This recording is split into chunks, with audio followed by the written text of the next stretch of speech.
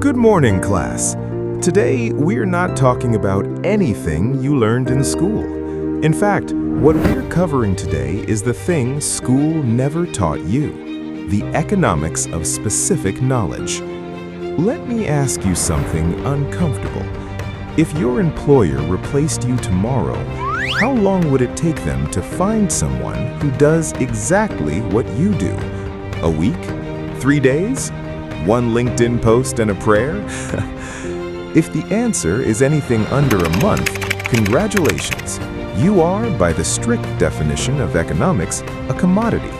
And commodities compete on price, meaning the market will always find someone willing to do what you do for less. That's not an insult. That's just the game most people are playing, without realizing it. But there's another game, a quieter one, where a small group of people have made themselves so specifically, so precisely valuable, that the market doesn't negotiate with them, it just pays. Today, we're talking about that game. It's called specific knowledge. And by the end of this class, you're either going to find yours or spend the rest of the week deeply unsettled that you haven't. You're welcome.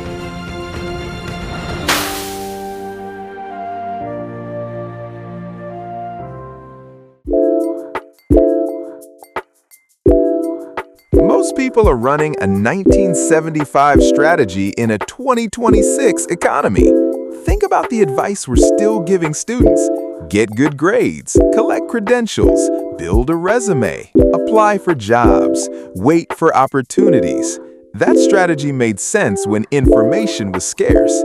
But today, a teenager with a laptop can learn from the best professors in the world for free. Information isn't scarce anymore. Attention is scarce. Trust is scarce. Original insight is scarce. And the market rewards scarcity, which means the game has changed. The problem is that most people haven't. Excuse me, so are you saying our degrees are useless? Good question. No. Your degree is a floor, not a ceiling. It gets you in the room. Specific knowledge determines what happens once you're inside. Specific knowledge is knowledge that cannot be trained. Not a skill you Googled at 2 a.m., not a certification from a weekend course, not anything that comes with a syllabus. Specific knowledge is what you know so deeply, so naturally, so obsessively, that if someone tried to teach it to someone else, they'd produce a bad copy of you at best. Let's talk about people who figured this out. Jeff Bezos.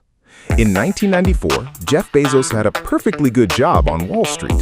Stable, prestigious, the kind of job your parents brag about at family gatherings. He quit it to sell books on the internet. His colleagues thought he'd lost his mind, and honestly, fair enough.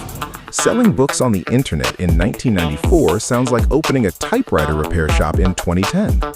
But Bezos wasn't thinking about books. He was thinking about something nobody else was thinking about, that the internet would make logistics the most important problem in the history of commerce.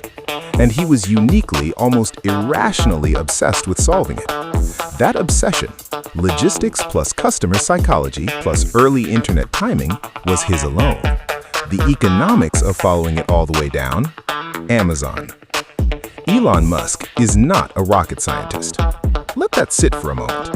The man who built a private space company is not a rocket scientist. He's not a car engineer either.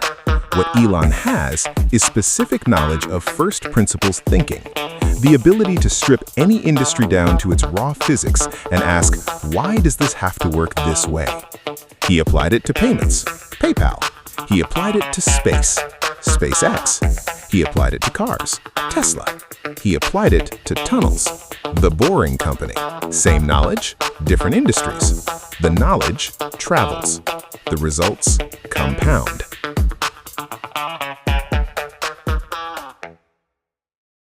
But sir, not everyone can be Jeff Bezos or Musk. What about ordinary people? Exactly the right question. Denzel Washington. Here's one people don't expect in this conversation. Denzel Washington is not the most technically trained actor in Hollywood. There are actors with more classical training, more theater credits, more studied technique, but Denzel has something the conservatories don't teach: a specific understanding of human truth. How real grief moves through a body, how real anger lives behind a man's eyes, how real dignity sounds when it's holding itself together under pressure. That understanding made him a category of one.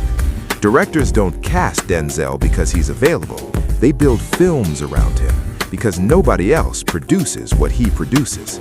Not the best credentials, not the longest resume, the deepest, most irreplaceable understanding. Here's where it gets uncomfortable. Most people will go their entire careers without developing specific knowledge. And the cruel irony, the harder they work at the wrong thing, the further away they get from finding it. Because we were all handed the same dangerous instruction manual growing up. Be well-rounded, cover your weaknesses, stay employable. In 2026, well-rounded means replaceable. It means the next person with your resume is one job posting away. It means you compete on price, and the market will always find someone willing to go lower. So, what should we actually focus on instead? Depth. Always depth. The people with specific knowledge aren't applying for jobs. They're being hunted. They're setting their own terms. They're building things that earn while they sleep because their knowledge lives in systems, content, products, and audiences that don't require them to show up every single time. The saddest part? Most people can already feel this.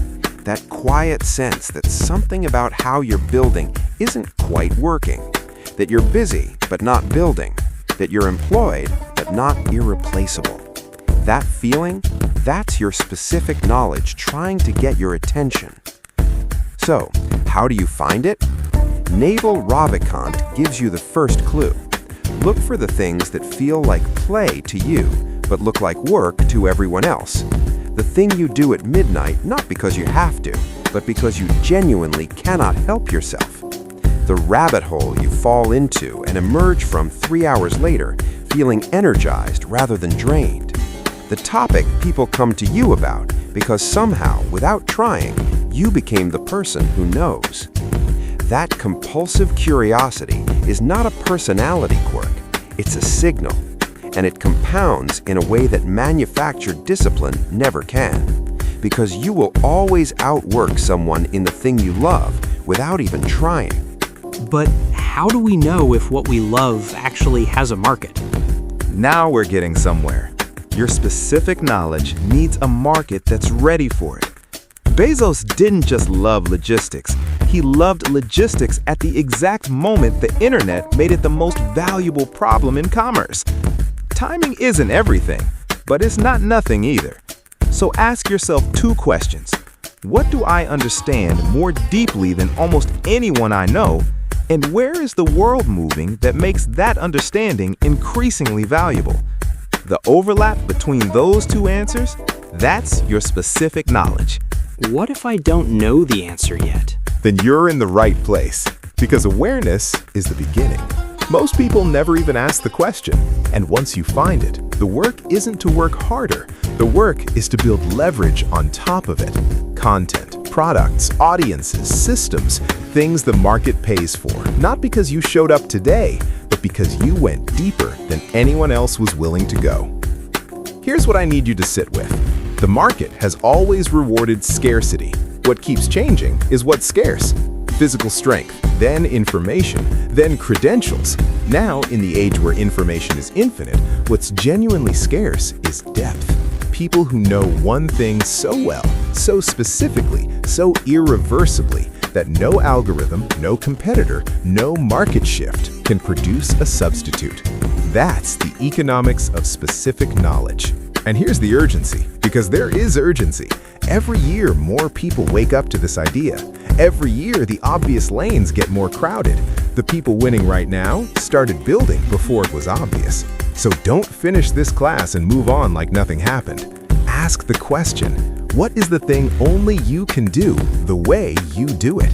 Find that, build on it, go so deep that the market has no choice but to come to you. Subscribe, because every week we break down the economics of the things that actually change your life, and we're just getting started.